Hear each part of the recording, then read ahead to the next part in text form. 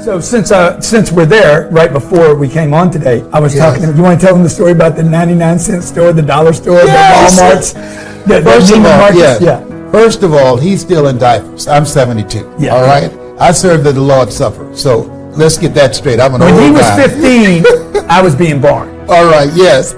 And I believe that you're never too old to learn and you're never too young to teach. And that's why I admire you, and that's why I have no qualms about asking you to mentor me in this next chapter of my life, because I'm not through yet and there's much more for me to do. And I was talking to you about your model, going from competing, his business model, competing with dollar store all the way up to thousands of dollars. And that is so brilliant.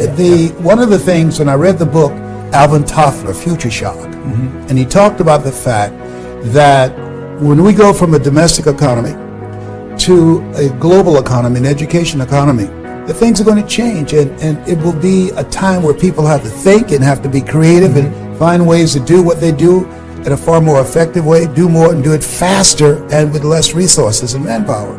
You have mastered that, and you're teaching others how to do it. We learn, we earn, and we pass it on. And that's what I admire about you, that you're passing it on. It's not just about you, but you're building a legacy and empowering people who will go into a future that neither one of us will see, that will take it to the next level. And that's exciting. How many speaking gigs have you done around the world? Any idea how many stages you've been on, Les? The legend, Les Brown, is in the studio. I'm so excited. I've spoken to as many as 80,000 people. If people go online and put in Les Brown speaking in the Georgia Dome, and the speech is called "It's Not Over Till You Win." Dexter Yeager from Amway, he put that event together. The largest gathering of entrepreneurs. That was the largest audience of over 80,000. Last year I spoke in Poland to over 25,000. That was a very powerful gathering. But I've spoken in so many places. How many times? I know you've been in Miami 4 times in your entire career. In my entire career. Only 4 times, by the way. Only 4 times. Yeah, and I was born in Liberty City. Right? Born in Liberty City, an abandoned building with a twin brother. We're adopted. I'm a twin. No, you're not. Identical twin, man. Well, we're fraternal twins. Okay. And so, he looks like my son because I use mascara to cover my gray. There's no shame. I put her on stage, all right? Okay. Yeah, but so Wesley and I were adopted by Mrs. Mamie Brown. She had a 3rd grade education. She worked on Miami Beach for wealthy families. And my dream, as we were coming up, was to buy her a home. That's what drove me. And one of the families that she worked for, Mrs. Swiderski, used to listen to Earl Nightingale, The Strangest Secret in the World, and Bill Bailey and Glenn Turner. And that was early stages of cultivating my mind and my thoughts. The Strangest Secret in the World. That was the first motivational message that I heard that sold over 1 million. He was an insurance executive, and he created these motivational messages for his insurance agents to listen to. And their performance began to increase. He had just an incredible voice, and I loved his voice and his content. And then I ran into Jim Rohn, and he worked for a guy named Bill Bailey. He had a company called Bestline Products. And I heard Jim speak. I was fascinated by him and Bill Bailey from Louisville, Kentucky. And those speakers spoke into my life. I always tell speakers, I train them now, and I say that when we speak, we create, as you know, an experience, because how people live their lives is a result of the story they believe about themselves. And so when you speak, what you do is distract, dispute, and inspire. You distract them from their story with your story. Through the strategic execution of your story and the things that you have learned and the failures and the setbacks and the victories, you dismantle their current belief system and inspire them to become, as Mother Teresa would say, to become a pencil in the hand of God and start writing a new chapter in their lives. Distract, dispute, and inspire. We create an experience, and I believe that the reason that many speakers aren't able to do what we do is they feel that information is important. And I can tell you unequivocally if information could change people, everybody would be skinny, rich, and happy. Yeah, that's right. You hear what he's saying, okay? Yeah. He's talking about the dismantling of the old story that you're telling the world, okay? Yes. And some people have the magical miraculous ability to do that. This man right here has it. You have it too. Thank you. I've been watching you. I said, you can't sneak up on the old man. I said, look at him. You think you're going to ambush me? No way. Me and Les Brown are going to be working together. Yes. March 17th, 18th, and 19th, right here in Miami. He's only spoken here 4 times in the world. You've probably been to Europe more than 4 times. Oh my goodness, yes. I've spoken in Poland, and Johannesburg, South Africa, and Australia, and London, England, and Hong Kong. I've spoken all over the world. And you know, Les, I mean, you're 72. I'm 58 years old. I now, you have 10 kids. Yes, I have 5 boys 2. and 5 girls. You're trying to tell me to you've get got busy. to pick up the pace. Yes, Okay. there's a little. He said, "Be fruitful and multiply." I took him serious. Yeah, you did. Yes. Man. He's 10X. This dude is That's what I'm 10X. talking about. Can you feel the brother up in Yeah, here? I Yes. can. I can. And so, I mean, look, you and I'm sure you do, and I'm transparent, so I'll talk about this. I know I'm at the, closer to the end of my career than the beginning of it. I don't think so. No? No, because part of delivering this message, when you're in alignment with your purpose, I believe that gives you more time on the universe. Let's look at me.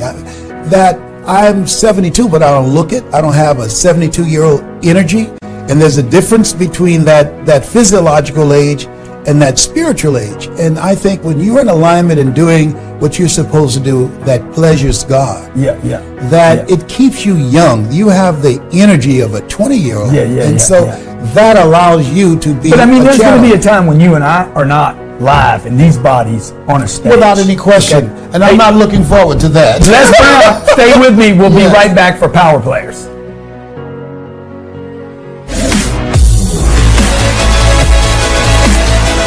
Welcome back to Power Players. Grant Cardone here with the legendary Les Brown. We were talking on break. He promised a breakthrough in March. Without How any can you do question. that? Because of the fact that what we do, we have the, sometimes God has to break a life before he can use a life. And so you and I, two Church, individuals, baby, calm church. down. Yeah, we've been broken. Yeah. And so he put us back together. And as a result of that we can be used, but we couldn't be used before. And so to me, to be able to be a channel to help people discover a part of themselves that they could never discover by themselves. That's what you do, that's what we do, and that's why people listen to us and come to us. So why do people, so many people want to be public speakers, but are also fearful of it?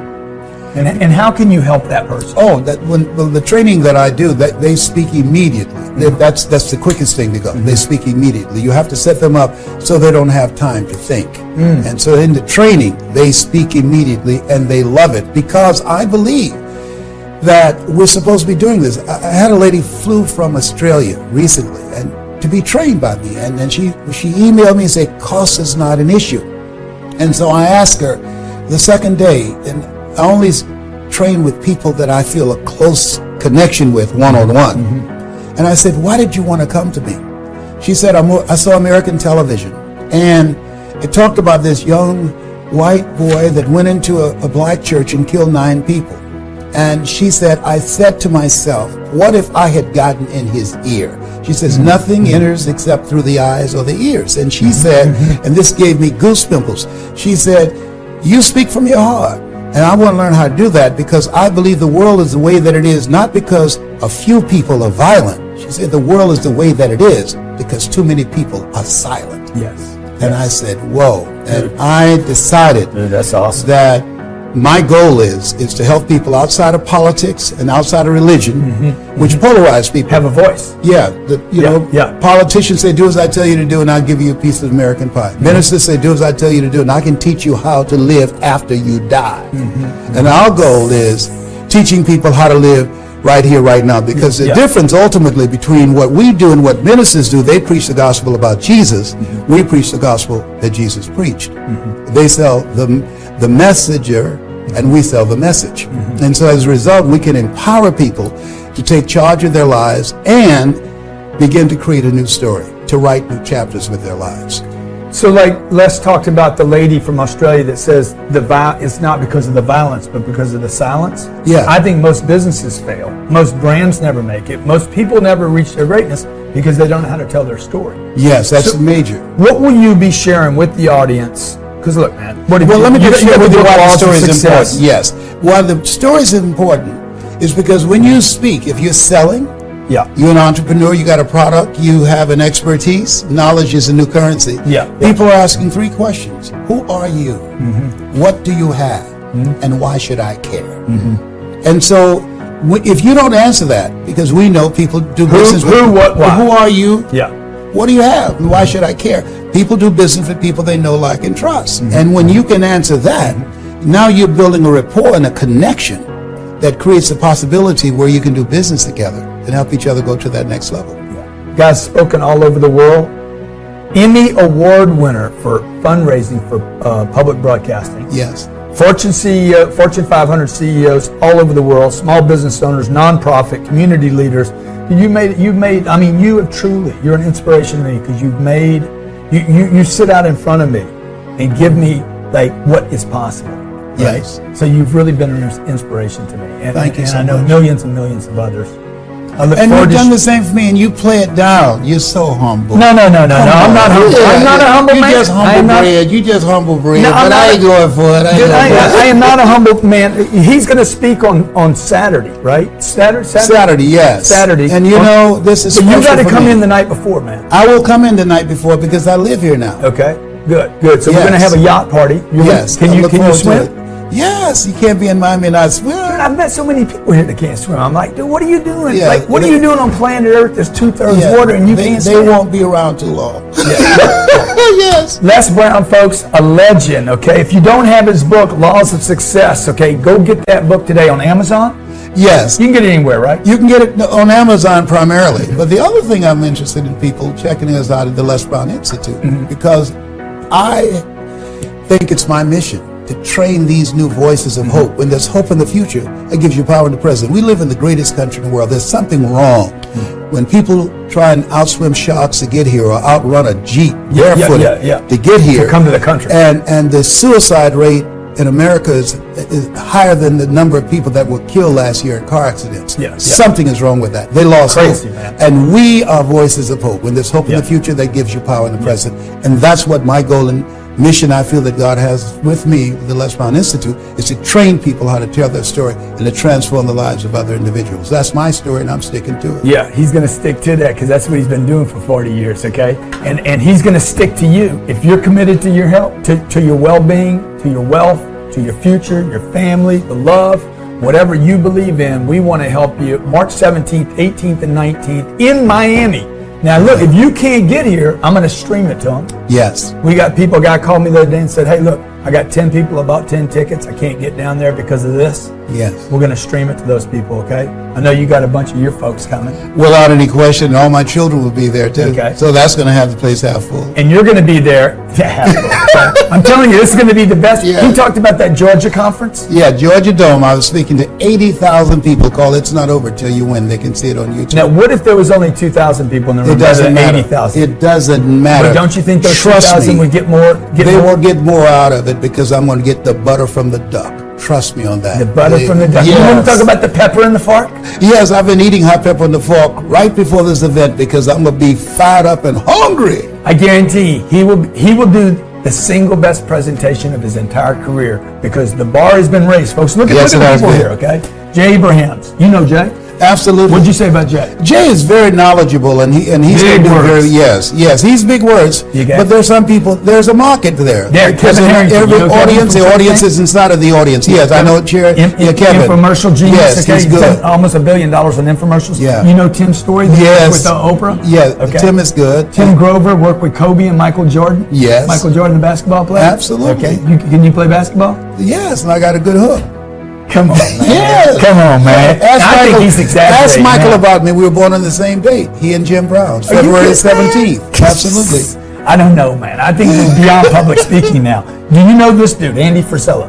Yes, but not Okay, personally. $100 million yes. earner. Yeah, he's $100 a million bad a boy. year. Yeah, okay? that's somebody I Jamie want to know Shanks, more. Roddy Chong, I'm bringing in a violinist.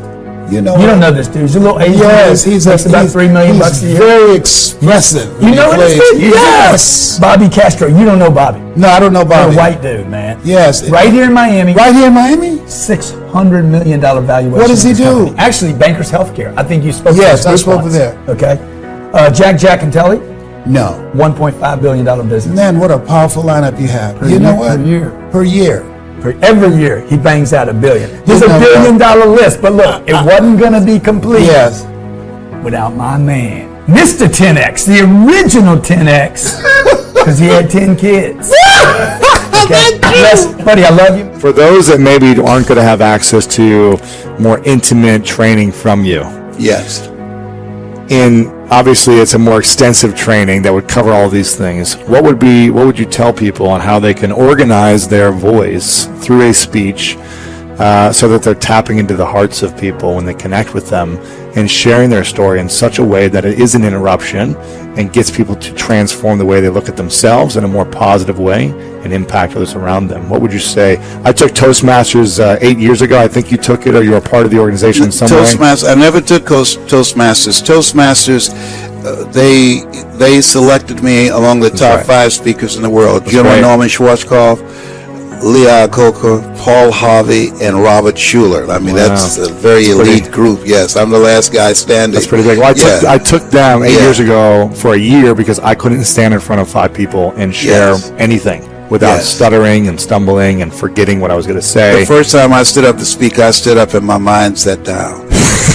I choked. I couldn't remember anything. When Yeah. I spoke in the Georgia Dome, I went to the bathroom 7 times. Did I tell you 7 is my lucky number? They knocked on the door. Brownie. I said, what is it? Come out, man.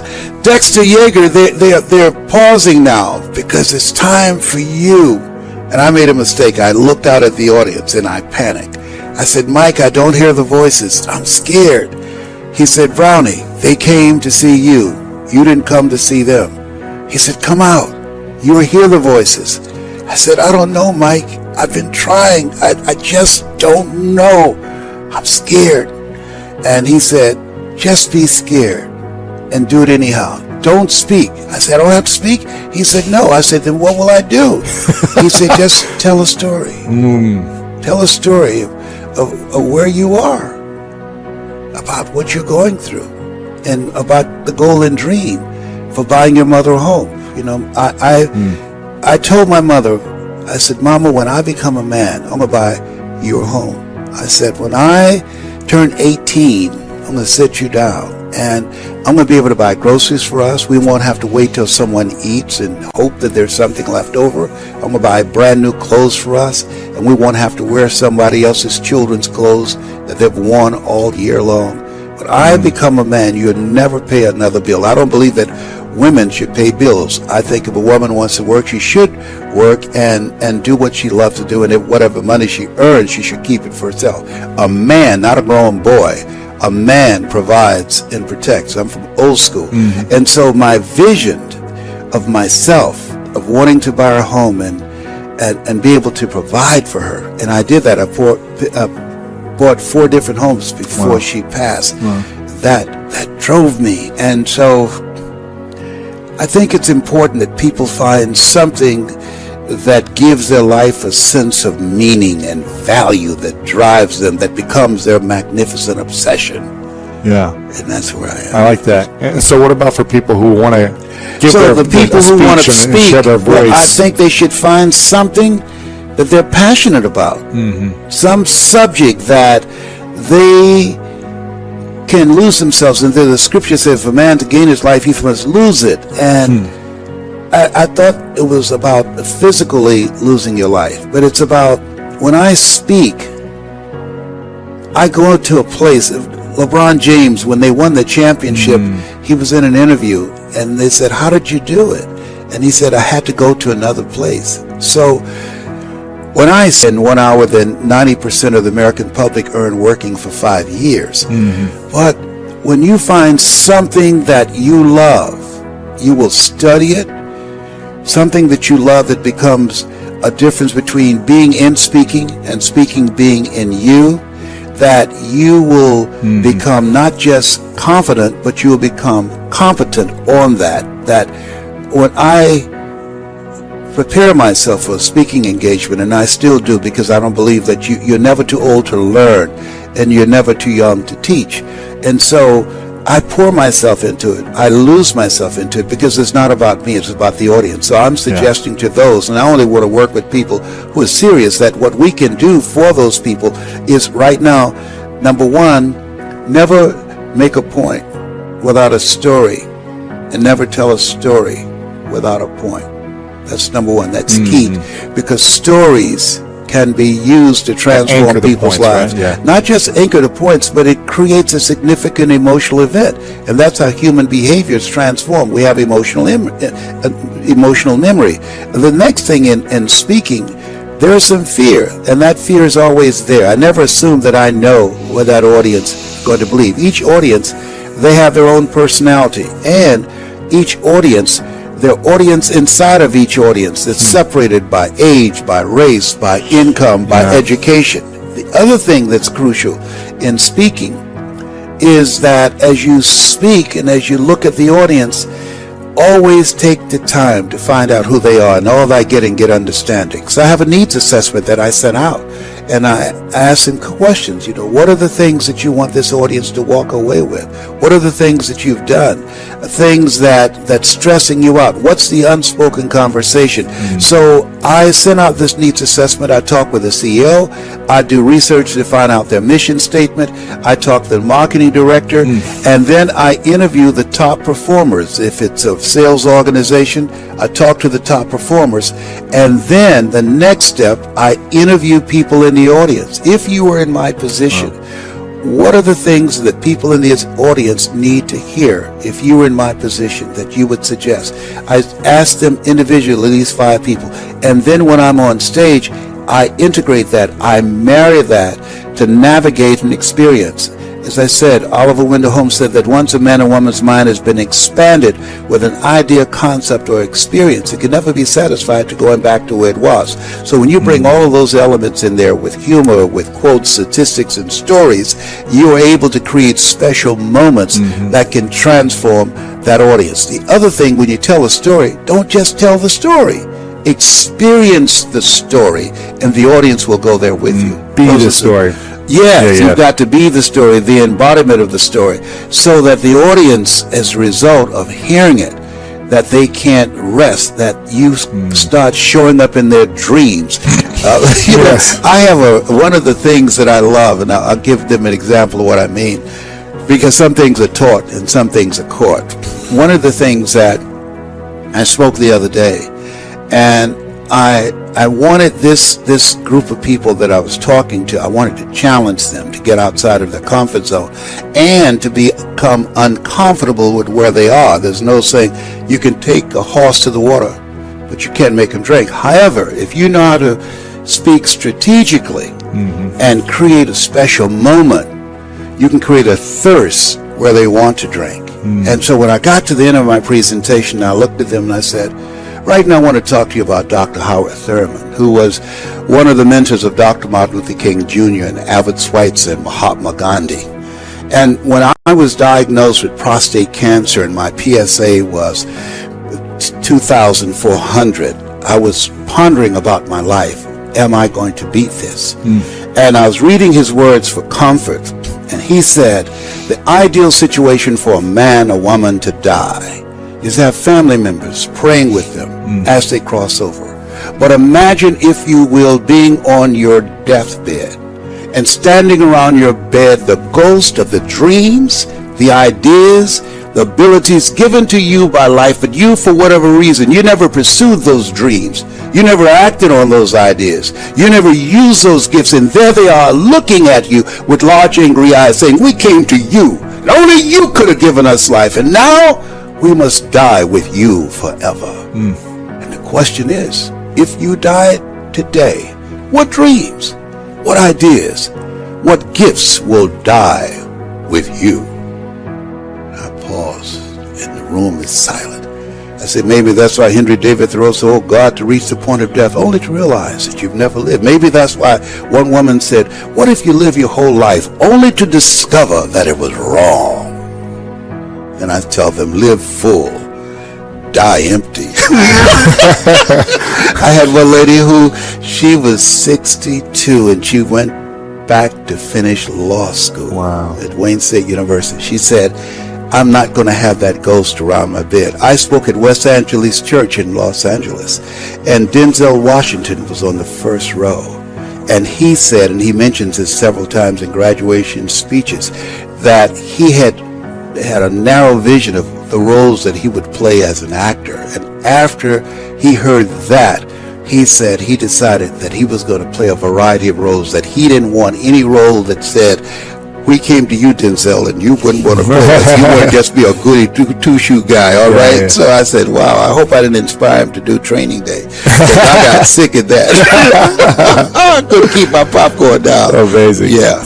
Wow. So it's about creating those special moments, but the other thing is get some coaching. Yeah. From people, and not just anybody, someone who's accomplished and doing it on the level that you want to do it, because you can't see the picture when you're in the frame. Muhammad Ali said, I'm the greatest, but he never won a championship without Angelo Dundee. Michael Jordan, considered one of the greatest basketball players of all time, but he never won a championship without Phil Jackson. So get some coaching from someone who's experienced, who's operated on the level that you want to go at. When I saw Mike Williams, who wrote the book, The Road to Your Best Stuff, he was a powerful speaker, and I loved his content and the naturalness of his personality, and he had fun. And so I said, I want to be like that. So I'm a combination of Mike Williams and Earl Nightingale, who was well-read, and Zig Ziglar, who had a lot of energy. And Jim Rohn has some profound quotes. Just a great thinker, a statesman. But I also trained to be able to communicate. Like Dr. King was a great orator.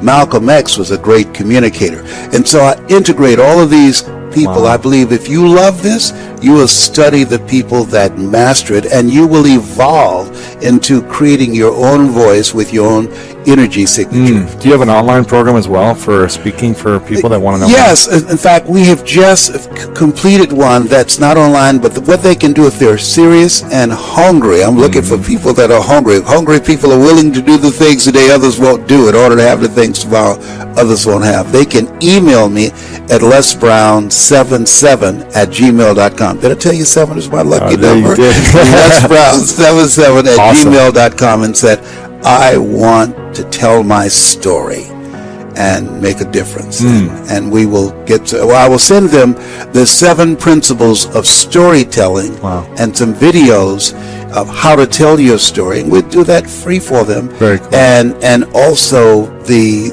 Georgia Dome presentation and 2 others that I just found that would be just great for them. The 7 principles of storytelling, how to tell your story, and the Georgia Dome presentation and some others that I just located. And the reason that I want to do that, I believe that if we multiply the voices of men and women do nothing. Nothing happens until it's communicated. In the beginning was the Word. And so my goal is to multiply the voices out here that will bring some words that can help us to get a different vision of ourselves. That's powerful. Evan, I asked you before we came on, what is your signature message? And you see your signature message being? Believe in yourself, believe that it's possible, believe that it can work out, believe that someone like you can do amazing things. I think lack of belief is the single most important issue facing us as a human species, and I wake up every day trying to solve it one person at a time. Okay, now let me ask you this. Where did that come from in you? You're saying, this is something that I want to talk about and share with audiences around the world and showcase speakers and their messages and their values. Where did that come from? At the core, I think it came from my parents. There's a picture behind me on the wall here. That's me when I'm 8 or 9 years old, and those are my parents. And they used to always tell me, you're Evan Castrilli Carmichael, you can do anything you believe that you can. Gotcha. I want you to go into your imagination and go around 4 or 5. And going there, who would you say was the most influential, impactful person in your life that you admired and looked up to? Who was that person? Probably my mom, Your mother. What's her name? Anna Marie. Anna Marie. All right. Now, I want you to use 5 adjectives and an example. Anna Marie, give me the first adjective and an example. What was the first quality that you admired about your mother? Service. Do you mind if I take a swing at your story? This is a signature story, I believe. Let's go. Hello, my name is Evan, and I want to talk to you about your goals and dreams and things that you want to achieve with your life. And I want you to think about them in your personal life, things that you want to achieve. And in my case, I'm living the life that I love, and I love the life that I live because my mother raised me to be the kind of person to want to make the world a better place than how it is right now. So I want you to think about something in your personal life that you'd like to do, or someone you'd like to do something for. And then I want you to think about your financial freedom number. You know, people say money won't make you happy, but there was something that I believe in very strongly. It can make you happy, but the people who say that just never had any. Red Fox said money ain't everything, but it can sure make a down payment on what you owe. So I want you to think about your financial freedom number, or doing something, a job or some cause that you want to represent. And that brings me to, I want you to think about your life, living a life that will outlive you. As I look at and reflect on my mother, every time I come in the office, I see her picture and I realize she resonated with the words of Horace Mann, who said we should be ashamed to die until we've made some major contribution to humankind. And as you reflect on and looking at your life in and out of the pandemic, and as all of us, I think, are in a place where we are marching towards what I learned from my mother, Anna Marie. Here's the next thing, belief.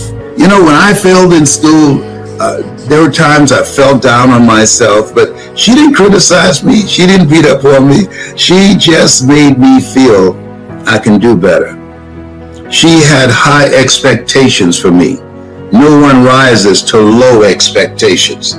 And she let me know that she expected more. She let me know that I had the ability to do more. She let me know that the grades did not define me.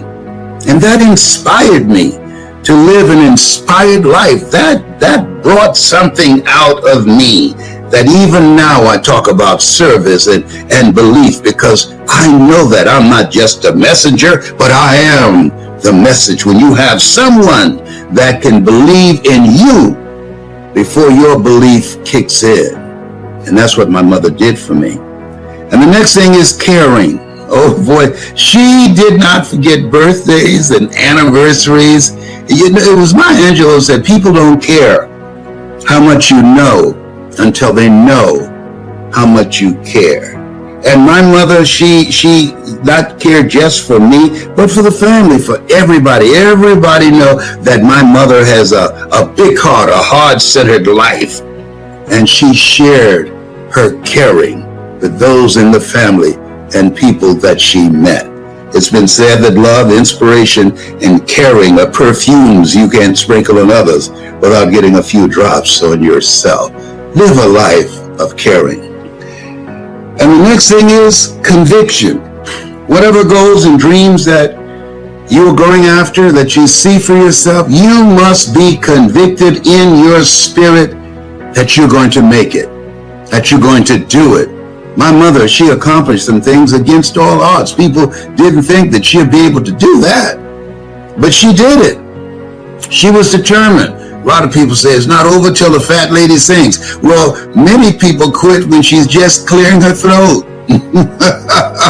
But my mother, she was convicted.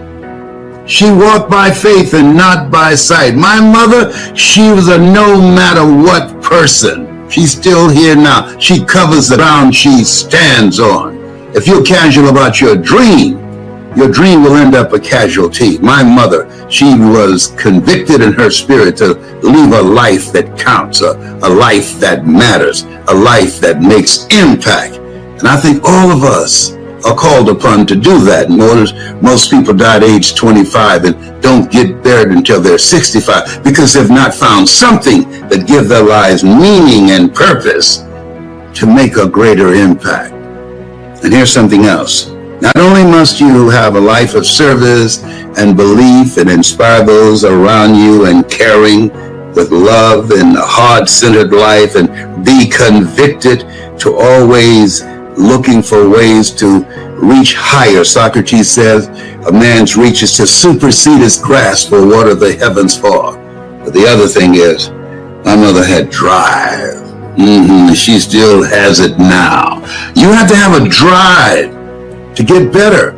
A drive, something in you. You have greatness built in you.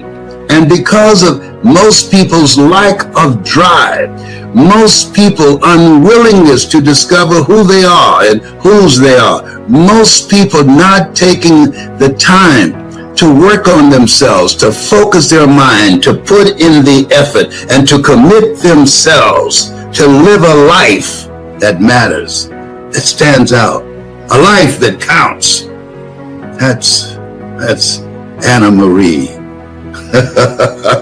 Maria Anna Marie. Oh yes, my mother. You can tell I'm a mama's boy. As you look at your life, here's what I know.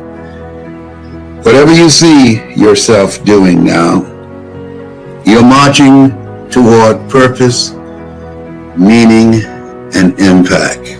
Whatever vision that you hold for yourself, see it accomplished and understand this. It can be done. It can be done.